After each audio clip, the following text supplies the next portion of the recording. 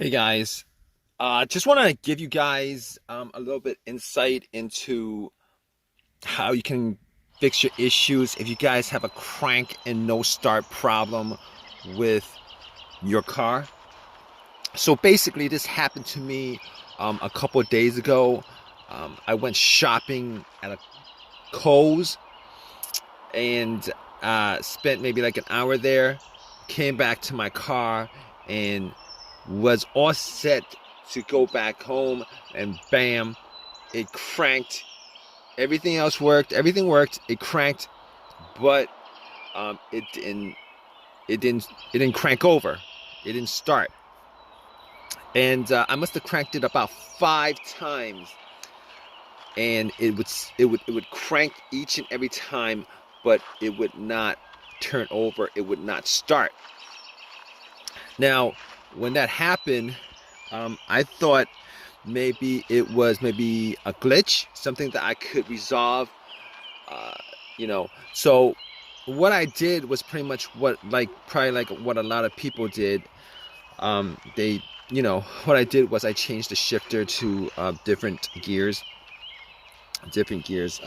Shifted to, I shifted from park to neutral to reverse, and pretty much try to start it that way. Pressed the accelerator a couple of times, try to start it that way, and none of that actually worked. None of that worked. So at that point, I thought it could be the battery, but I did change out the battery um, relatively recently, probably like 6 months ago. It had that issue where there was a no crank, no start issue, so it's like totally different from this issue. But regardless, I turned on the headlights just to see whether it was the battery that was the issue or not. Went out, checked the headlights. The headlights were rather strong, and at that point, I was thinking it probably wasn't the battery, because I was crossing my finger like you guys are probably at this point for like a quick fix. So basically, after that, I opened the hood up and looked at the battery compartment, battery area. Now, here's the thing about it. All right, I the car was cranking pretty strong. All right, I was thinking that may have been a battery, still under warranty. I could just change it out, pop another one in, problem solved. But I, you know, I the car was cranking very, very strong. The headlights were very, very bright. Did not think it was the battery at that point, but I was looking at terminals. They looked like they were pretty corroded. And basically, I did not clean the terminals when I swapped out the battery 6 months ago. Probably like I should have done. So basically, I had a couple cans of Coke. I poured 2 cans of Coke on the terminal cables, the connectors. All right, wiggled them a bit. Now the connectors were were tight, but they're not so tight that I couldn't move it. And I pretty much wiggled them out. Took some paper towel, cleaned them up, popped them back in.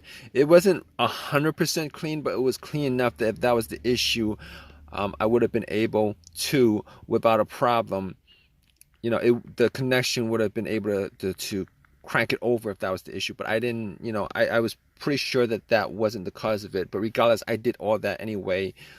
Went back to my car, tried to crank it, and it still cranked strong, did not turn over. Had the same scenario, did not turn over. Sucks. It sucked at that point. I was like, okay. So I went back out, and I had a battery booster. Now you're thinking, like, all of that, why is he thinking it's still the battery? It's possible, on a rare chance, that the battery could be the cause of this for whatever reason. All right, that's like the first thing I went to.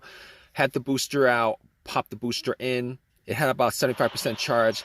Obviously, if that didn't work, I knew that I could just eliminate the battery 100%. But at that point, I was the battery could have been eliminated like 99%. I would have eliminated the battery, but was hoping for an easy fix like you guys are in this situation.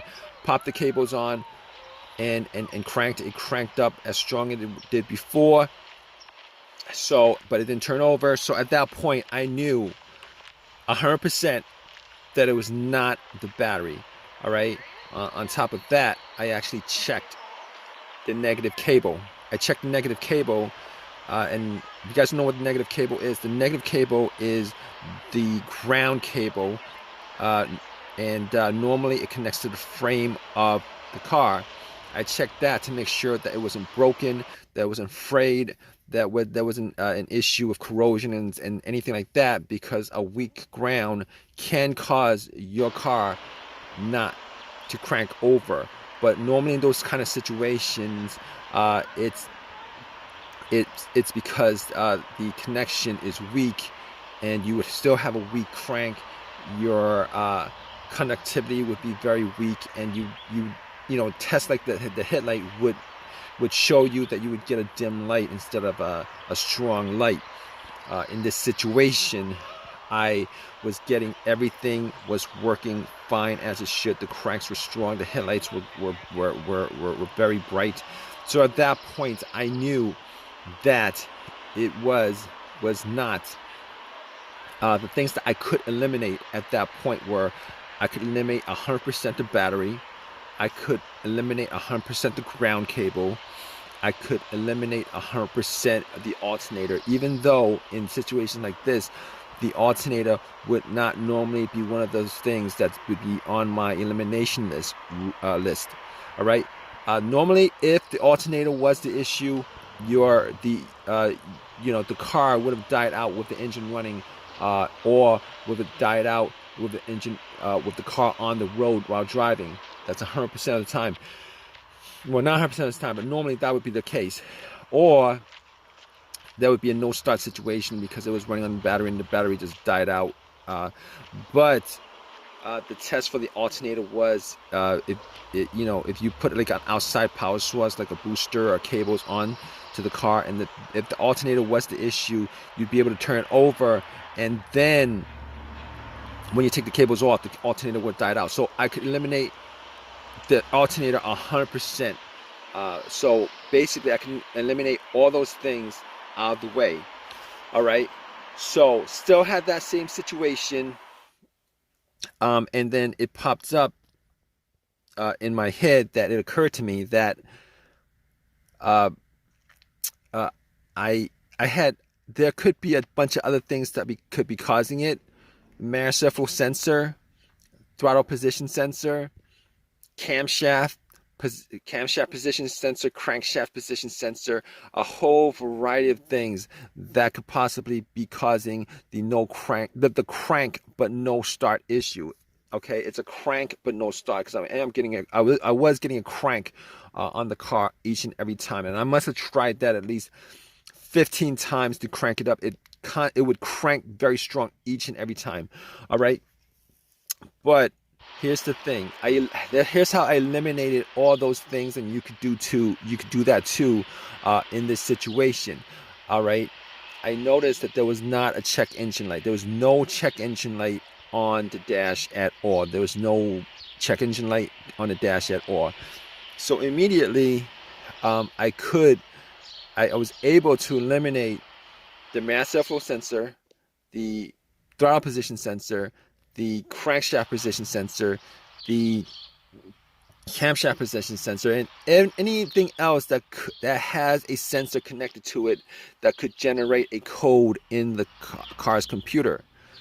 But I also had an OBD2 reader, and just to make sure that that was the case, that it wasn't any of those things that was causing it, I actually plugged it in. Now, there's also one other reason why I did plug in the OBD2 reader, and the other reason is sometimes if the computer is not reading the car, it's not connected to the car itself or the components of the car, it could cause a crank but no start situation. All right, and you could test that out with an OBD2, a cheap OBD2 that you could get from Walmart for 20 bucks. You plug it in, and somewhere, sometime when it's when it's reading the codes, it doesn't analyze it all the way. It stalls on when it's reading.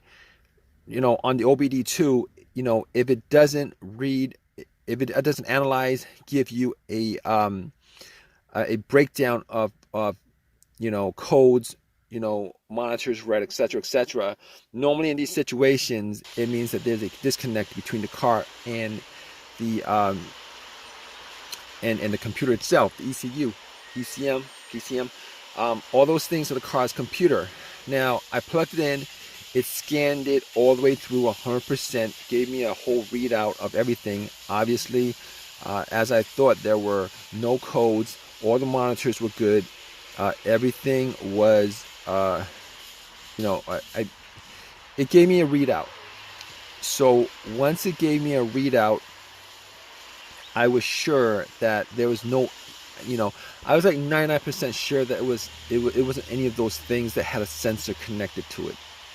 Now, here's the thing about it. I did take the cables off the battery, and that would actually, you want to do that before you take the cables off the battery. But because I had no check engine light, I was 100% sure that it wasn't any of those things. 100%, okay?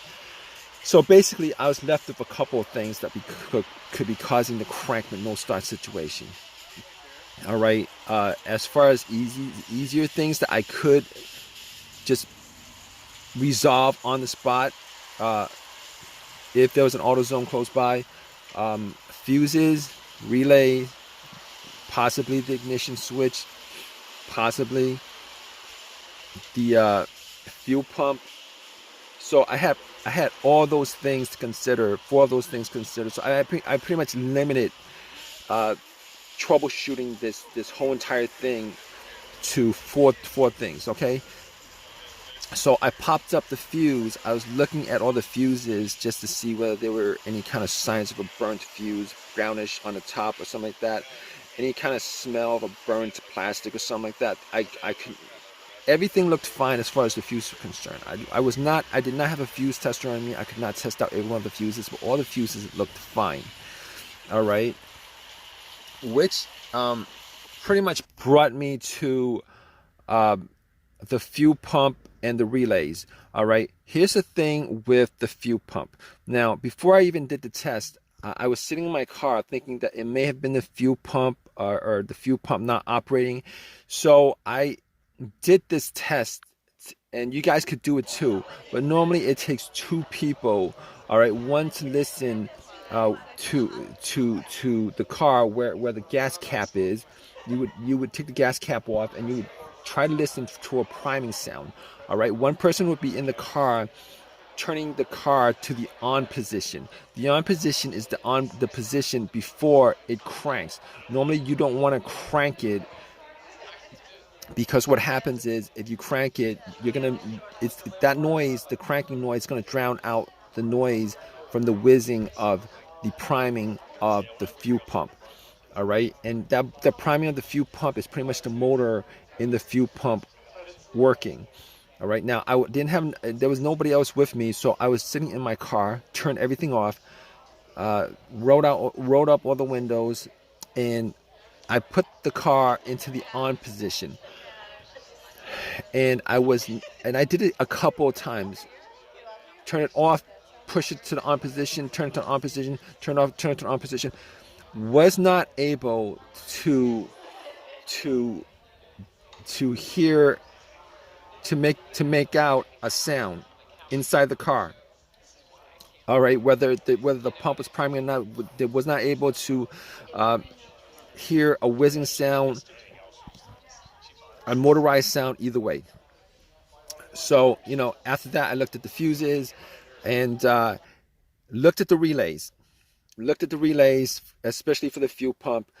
And I thought it could have been the fuel filter, but normally with the fuel filter, you could at least get the car to start, to turn over, and then it would die out because it was if the fuel filter was blocked or something like that. Okay, so I did not think in that situation it was the fuel filter, because I cranked it at least 15 times. It never actually turned over at least once. So basically I found the relay to the fuel pump, and I was able to swap out for a similar relay. All right, and once I swapped it out, was able to turn it, got into my car, and then cranked it, and guess what, guys? Boom! It turned on, turned over, car was running, turned off, did it again, it was running. So at that point, I knew for 100% that it was the fuel pump. All right, I forget what component of car I swapped it out with, as far as the malfunctioning fuel pump was concerned. But I was thinking about driving the car to an AutoZone, but there was an AutoZone pretty close by. Went to the AutoZone, got the fuse pump relay, got another relay for it, swapped it, put everything back together, and all set. Everything was good, simple fix, and haven't had an issue since. That was a couple of days ago. Turn on, turn off, turn on. Everything works the way it's supposed to. So it was the fuel pump relay that was the problem. All right. So if you guys are in this situation, hopefully your fix was as simple as the fix that I had on the car. And if it's not, hope that it's something a little bit more, not something that's like the fuel pump itself. But in any case, if you guys troubleshoot, go through the steps that I kind of went through as far as troubleshooting this whole entire issue, you guys, 90% of the time, you guys probably will get an answer for the issue with your car. All right. Regardless, please leave a comment in the comment section. Guys, please give me a thumbs up. Please subscribe. All right, guys. Take care.